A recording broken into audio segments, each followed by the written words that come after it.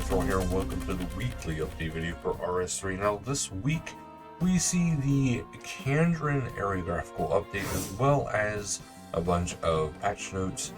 But up first, don't forget the birthday buff Bonanza is currently going on and is active until January 21st. This is where you will also see, take part to be able to get the fancy hat.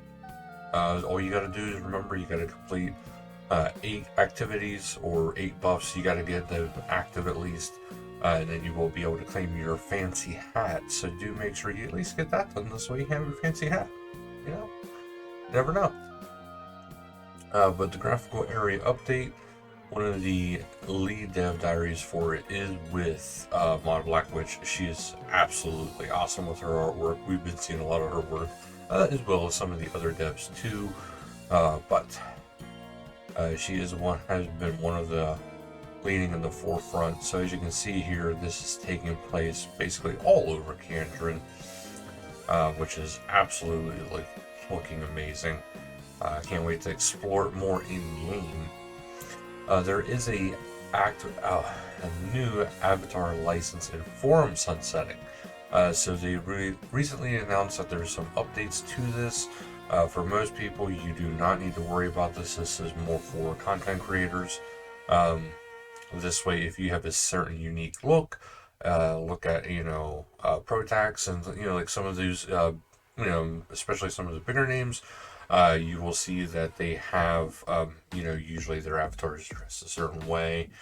So it's more of a licensing if they want to do that for merch or such as like t-shirts, plushies, etc., etc. This way they can get their licensing so they can actually do that and, be good type deal. There's also the Treasure Hunter calendar, which is currently going on, which is the 16th through the 17th, which is Mysteria. And then starting on the 18th and going through the 22nd is the Vault of Riches. This is going for the spiffy emerald, ruby, diamond, and gold outfits. So do check that out if you're interested in that as well. Next, we head into the patch notes. So first we see the graphical update. Continue the refreshing older areas of the game, the visual standards that we all want to see. They have made the changes to Kandarin. They also removed agility shortcuts from Arandar Pass. It's an interesting choice. Hotfix, they fixed an issue with keepsake items not functioning correctly. Vorkath and Zmergal removed the safe spot from Zmergal's bonus spikes attack during the battle for 4 and 3. The new Zyrenic and Dracolich set effects now work in PvP. The contents of the Death Warden Nexus are now visible after death. A typo in the Dracolich armor tooltip has been removed. Zmergal's voice lines during the battle of 4 and 3 have been trimmed down. He will now shout at you less. Slightly tweak the timing of Vorkath's hovering breath attacks so the animation lines up with the damage hit better. Fix a crash when both the player and Zmergal die at the same time. That's an interesting one. Fix an issue where Vorkath was no longer treated as a correct priority by Deathskull's ability after a skeleton shielder has been killed. Undead Dragon, Dracolich, and Elite Dracolich armor pieces now have unique weights. General, the Ancient Awakening cutscene progresses without interruption while the player is wearing the Ring of Death. Lanikia's special task can now be cancelled using Slayer points, just like all other special tasks. Fix an issue that caused the Death Warden armor set tier 50 and 60 to stretch while rock climbing animation is played. Stretching does not occur when equipping the Skull Lantern with the 20th anniversary cape override. The stretching of the augmented Skull Lantern doesn't occur on any obstacle in the Profundus agility course. The Christmas War Suit is now displayed correctly. Remove multiple force walk tiles from the Grand Exchange.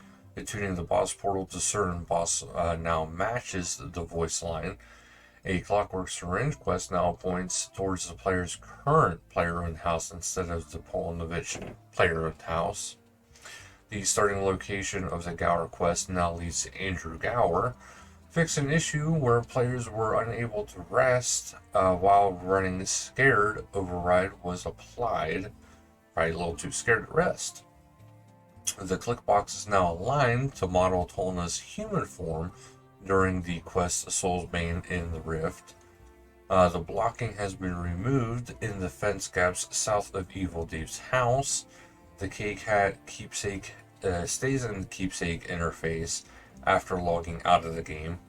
A black background screen has been added to block the view of until everything has loaded up in your player house. All instances of letter style interfaces can now be closed using the X in the top right hand corner. Highlighted items will now be set and unset correctly on the tool belt. Blocking has been added in the northwest of Synthesis entrance, preventing you from walking through terrain textures. The XP from the Troll Invasion reward book is now correctly based on progress made. Fix an issue that stopped Abyssal Lords, Abyssal Savages, and Abyssal Beasts from dropping items from the Wilderness Shared drop table. Using Sunshine and Death Swiftness with the Planted Feet perk will now last 37.8 seconds to match Greater Sunshine and Greater Death Swiftness respectively. They have also had their tooltip amended to be more accurately display how long the abilities are active. Summon reinforcements within the God Wars Dungeon 2 should no longer be able to enter a state where they can attack the player if the player uses an AoE attack of a summoning familiar. The Bladed Dive ability can be used with non-weapon offhand items such as the non-weapon manhand items after unlocking it from the Shattered Worlds reward shop. Skull Scepter can be crafted if the player has another Skull Scepter keepsake. Reward caskets will no longer drop items on the ground if opened in short succession, spam clicking. The inventory space required to open a treasure trail reward casket has been increased by 1. 10 inventory spaces are now required to open a reward casket. The buffs from the Golden Cape hunt now expire as intended. The Blink boss no longer disappears after raising a pillar at the very last moment. The Terralith, Tempest, and Primeval sets, including the all Octo variants, have all had their tooltips updated to better reflect how many pieces are required to unlock the defensive abilities cooldown reset chance. This is the visual change only and does not reflect the mechanical change. Reverting the Crystal Hatchet to the Dragon Hatchet will show confirmation message and won't use 4000 Harmonic Dust. Fix an issue with the Wilderness Sword teleport cooldown. Players now should be able to use the teleport to the Wilderness Flash events without waiting 45 minutes for the cooldown to be over if the teleport action was blocked.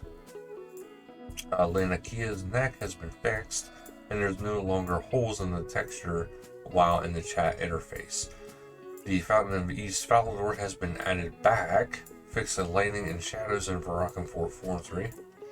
Script errors during the high sequence and the Heartstealer's quest have been fixed. Otherwise, we head into the community, which up first we have 1 to 99 Artscape with an interesting idea for that 4th Conjuration spell slot, which is a Conjure Revenant Beast, which actually looks pretty sick. And then from here with Sir Spriggan, Spriggan Sir, I should say. We have some sprites here of the good old days of go-karting by our favorite games. Rune 2 we have here up first. This is from Init. Yeah, this is the best tips for new and returning players, RS3 2024. So yes, with RuneScape, honestly, videos like this are very important because there is so much to do in this game. And then from Country RS, they have made a 3 hours of gains RuneScape progress movie. So I don't know how long the video actually is, but should be very super informative from the title here. And then we have the Scaper screenshot, which is Dacia, the Lizard Queen, as you can see here. And then party is in a bit of a festive mood, and they're enjoying the festivities and all the decorations that were going on. And a wee red panda having a wee winter moment with a few, well, with a pet and a summon. Well, yeah, a pet and even the wildlife joining in. Then we have the Pink Skirt event, which you have the Penguin Tour hosted by Miss Misty, Wednesday, January 17th at 2000 Game Time, World 60, Edgeville Bank FC is Miss Misty. And then a special buried treasure hosted by Ari and Red Wigan, Saturdays, January 20th at 1800 Game Time, World 117 Rock Grand Exchange FC mod events. And the community spotlight is Fast SC's 15th anniversary celebration, so do check that out. But Fast SC is turning 15-year-old this month, so they put together 15 fabulous events across the next 15 days. So Fast SC is a World 99 non-combat steel and creation French chat, so that is absolutely awesome. And here's an example of their upcoming events. So Monday, January 15th at 17:30 GMT, Claim Unity SC, and they want to help kick off the birthday celebration with a learner-friendly version of non-combat steel and creation games. Another learner-friendly SC event will be held on Saturday, January 27th at 2200 Game Time, so do check that out. But it does say come dressed in red and blue override. Sunday and January 21st at 2100 Game Time, or GMT, Combat SC, having it for some PvP and traditional SC gameplay. There is a Combat SCC tournament, and shoot your shot and split the 1.5 billion GP pot amongst your teammates. So those are the special events on top of the Pink Skirt player events. So do check all these out, guys. That'll be it though for this video. So thank you guys so much for watching. Until next time, later guys.